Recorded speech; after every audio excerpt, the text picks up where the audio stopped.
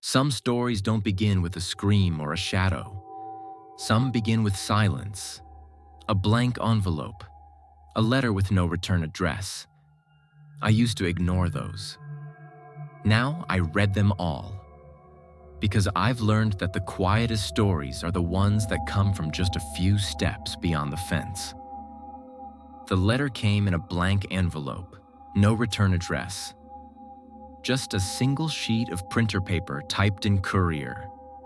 I assumed it was a hoax, or a story submission maybe. But then came the call from the woman who bought the house. She said she hadn't read the note yet, only found it tucked into a manila folder in the attic. What mattered more was the mirror. She wanted it gone. I didn't tell her what I suspected, only that I would listen. That's how it works. You listen long enough and things start to connect. The house was in a small town near the border, the kind of place with more silos than streetlights. According to property records, it changed hands often. The most recent owner was a man named Joseph Cray. No next of kin, no obituary. He lived there alone for 2 years. What happened to him is what I think this story is trying to explain. Joseph moved into the house in late autumn.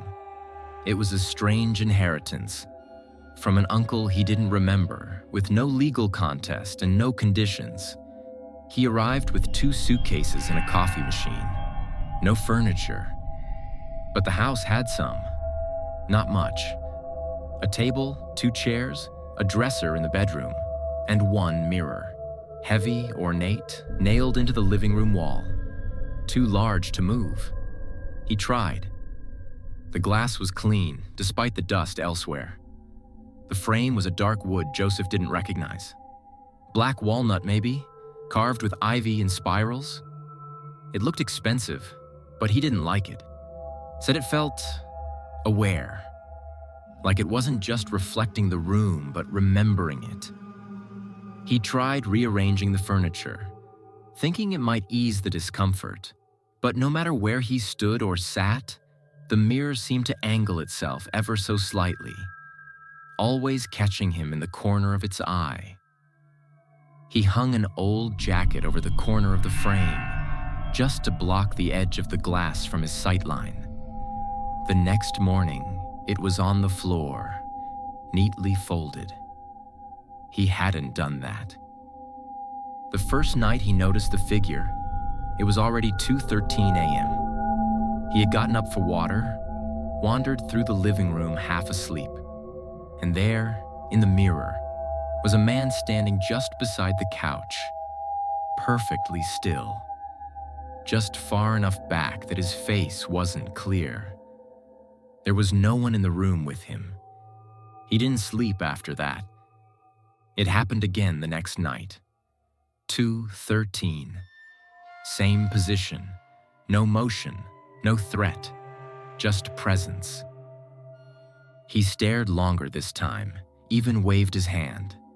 The figure did not move, did not respond. He turned away and looked back, still there, until it wasn't. By the end of the week, he was waiting for it, sitting in the recliner with the lights off, watching the glass.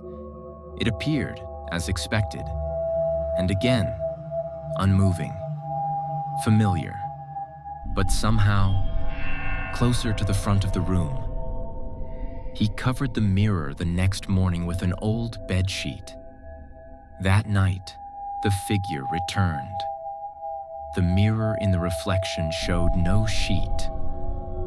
He thought about removing it, tried, but the nails were sunk deep as if it had grown into the wall.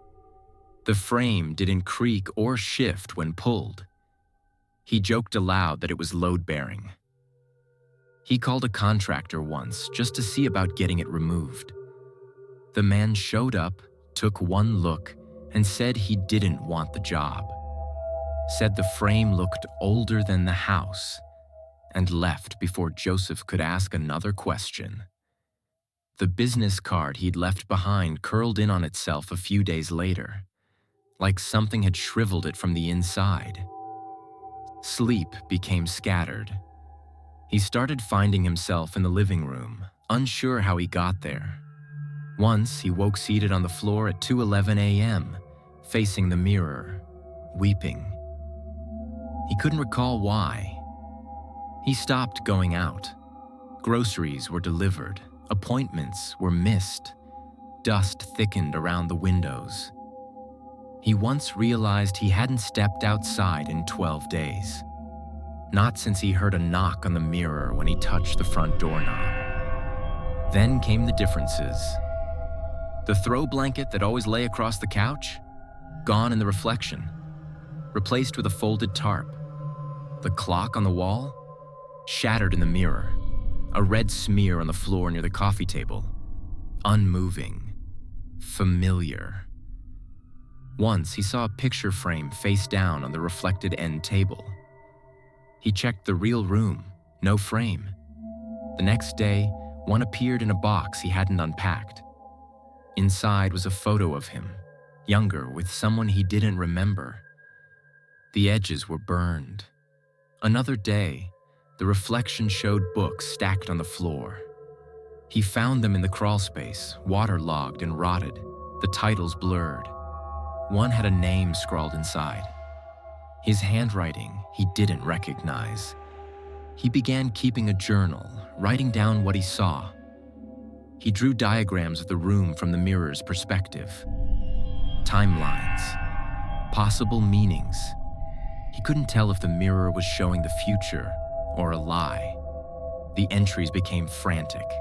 Crossed out symbols, phrases in languages he didn't know, circles around 2:13 a.m. with smaller notes.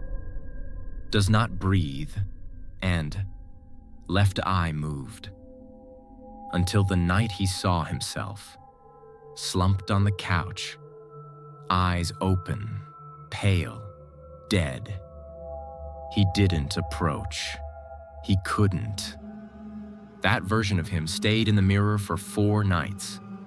Same position, same face. Then it was gone, replaced by the man again, the one who stood by the couch, the one who never moved. He locked every door, nailed the windows shut, unplugged the television, burned the bedsheet he'd tried to cover the mirror with. But every night, at 2:13, the figure appeared. Not just in the mirror now, but in his dreams. Dreams where the layout of the room was reversed, where the furniture floated, where the mirror whispered in someone else's voice. He began hearing footsteps that didn't match his own, breathing in moments of silence. Once, he swore he saw his own reflection smile when he didn't. One evening, the power went out at exactly 2:12. The mirror glowed faintly in the dark, even with no light source. He stood there in the pitch black, staring at a dim outline of the man on the couch, and felt warmth radiating from the glass. When he finally looked away, his own shadow didn't follow. Then the final entry. I woke today, and the mirror was different. Not what it showed, but what it felt like. It was warm. The air in the room was cold, but the mirror, the surface was warm to the touch. I put my hand against it, expecting resistance.